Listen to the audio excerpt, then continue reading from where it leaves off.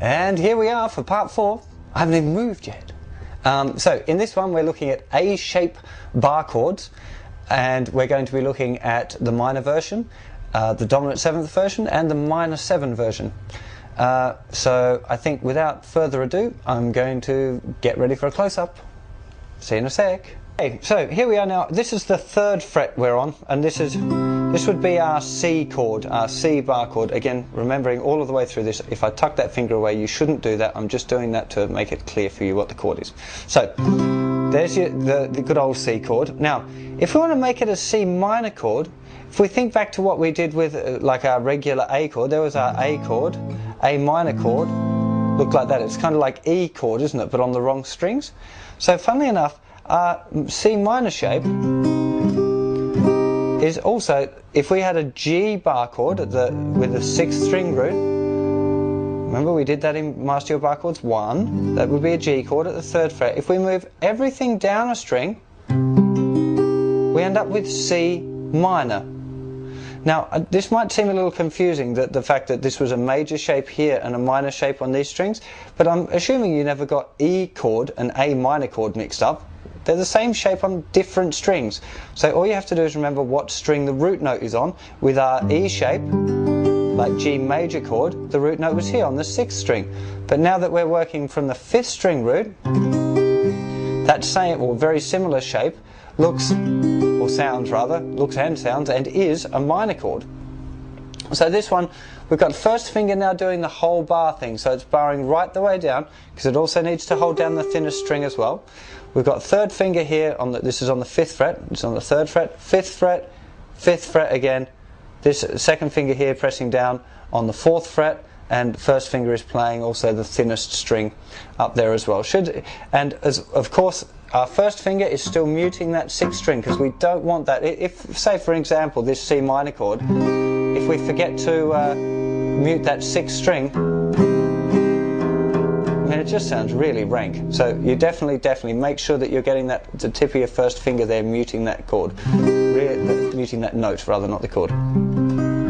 Really important. Okay, so that's C minor. So we had C major, which is the one that everyone kind of struggles with a little bit, so if you're falling into that category, be cool with that, you know, it is a hard chord. And then we've got the C minor. Now to get to C minor 7 is quite a nice one. All we do is lift off our little finger. Very nice little chord. So this is now 1st finger's playing the root note here at the 5th string and muting the 6th string. I keep repeating that because it's really important. 3rd finger in the 5th fret. Then on the 3rd string we're playing that note with our 1st finger. 2nd finger is playing the 4th fret where it was before for the minor, and we're using the bar to play the thinnest string there, also on the 3rd fret. So it should be muted 6th string. Now remember those things about keeping your finger a little bit rolled onto the side is really helpful. Remember it's not flat like this, it's slightly onto the side. And also remember that this note here on the 3rd string is going to be the hardest one to get. So you might need to make sure that you're pressing down quite nice and hard in order to get that note to ring out. Now the last one from our little series of looking at the 4 different types is this one here. Again, that finger's normally there, but I'm just tucking it down here to make it clear. You can see now little finger tucked in underneath there. So this is a 1st finger muting the 6th string, then it's playing the 3rd fret, 3rd finger on the 5th fret, 1st finger will again be playing the 3rd fret there on the 3rd string, little finger down on the 5th fret, and the bar will be playing the 3rd fret on the thinnest string. That's your classic kind of blues chord. So we have major, remembering to keep that knuckle forward, that's the most important part of that. Major, minor, minor 7, lift off little finger as well, and 7, where little finger goes down. So these two are kind of split. There's a string in the middle of them going right the way through there. Wait, yeah? That's C7. So they're your 4 types of A-shaped bar chord that you want to learn first. Major, minor, minor 7, and 7. Mastering these two shapes, the E shape and the A shape, with the 4 different chord types of each shape, so it's a total of 8 chords that you've got there. These form the foundation for all of your guitar playing that you're probably going to do for the rest of your life. There are 3 other bar chord shapes. G shape, which is really difficult and hardly ever used. C shape, which is moderately difficult but used a little bit because it's kind of useful, and D shape, which is used in certain parts of that shape but very rarely the whole thing. They're quite difficult and quite advanced.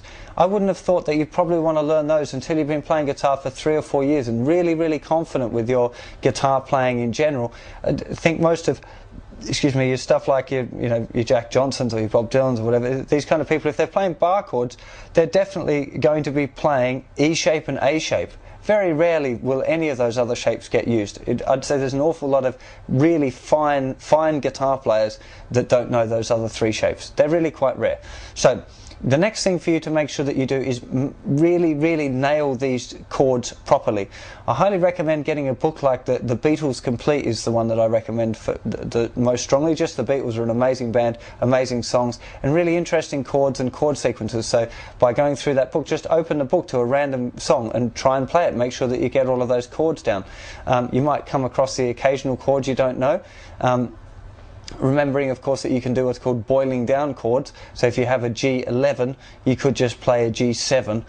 If you have a G minor 9, you can play a G minor 7 or a G minor even, if you boil it down enough. So remember, just subtract those notes. For the time being, you could alter, if you see an altered chord like a dominant 7 sharp 9 or a sharp 5, you could just ignore it and just knock off any of those extensions that you don't know. The most important bit is major and minor, and whether it's sharp or flat, like G flat 7 would sound really horrible if you played G. Yeah, so the sharp or flat is to do with the pitch, not the chord type. But the chord type can be muddled down a little bit. There's also, for any of you Jack Johnson fans, there's a couple of really good tunes for practicing these chords. One I've already got up here, which is Traffic in the Sky. Beautiful song for learning these bar chord shapes, just because you're picking out the notes one at a time, so you really have to make sure that you've got your bar chord down like properly. And the other one that I like as well for this is Gone, which is just using E shape and A shape bar chords with a sweet little picking pattern. I think both of those songs actually I've put up here on YouTube already, so you might want to go and check those out after you've practiced up your chord a bit. Don't worry, don't jump into it. Spend a bit of time on the chord. I recommend, again, just 5 minutes a day with your timer, making sure that you do your proper concentrating 5-minute timer practice on just strum, pick out and strum, just like you would have or should have done for your open chords, to make sure every note is really clear. Bar chords are difficult. Everybody struggles with them, but once you nail them, the world is your oyster as far as chords songs go, because there's very few songs that you can't play with your bar chords. So if you've got your open chords down and your bar chords down, you can play a bit of rhythm guitar. You're well on your way. Okay, I hope that was helpful. Take care of yourselves, and I'll see you soon. Au revoir.